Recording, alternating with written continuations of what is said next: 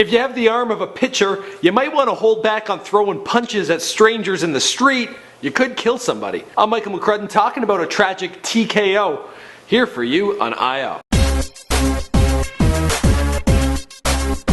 Andrew Young is a 40-year-old UK man who suffered from Asperger's syndrome. He's described as being friendly and polite, and he would often spark up conversations with strangers. While out for a stroll on a busy street, he stopped a cyclist, telling him that it was very dangerous for him to be riding his bike on the sidewalk. The cyclist stopped to hear what he had to say. Beside him was Lewis Gill, a friend of his who wasn't on a bike, but he didn't like what Andrew had to say. He wanted him to mind his own business, so when the cyclist moved on, Lewis stepped up, wound back, and just knocked Andrew right in the face. Andrew flew back, hitting his head on the pavement, and Lewis Gill, well, he just looked back and continued on his way. How do people just throw punches and then continue walking on like nothing happened? People on the street rushed to the aid of Andrew, but unfortunately it wasn't enough.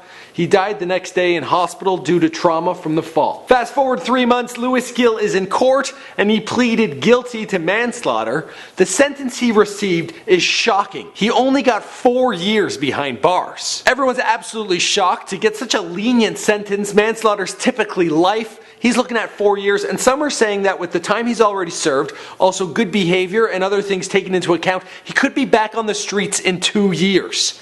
A guy throwing punches like this, putting people in the grave, I think he needs a little more than 4 years, 2 years, to learn his lesson. The judge told Gill that Mr. Young was no threat. You were a powerful built young man. You must have known that the punch was going to cause a significant injury, and very sadly, it did. Andrew's mother described this sentence as a joke. It has also outraged people in the UK and around the world. This man to get such a lenient sentence, obviously it was an accident.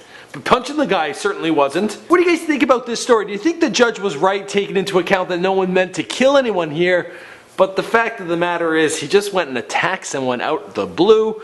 That's the end result. You know, if I rent a car and then I go crash it, I'm still going to be responsible for crashing it, even if I didn't plan on doing it. You know what I mean? So there's always there's a price to pay for every action, and I don't think 4 years is enough. But I want to know what you think. Be sure to let me know in the comments down below. If you want more information on this story, be sure to check out the links. My name is Michael McCrudden. You can find me on Twitter, and I'm happy I've never punched a person, because at least I've never got myself in this kind of trouble.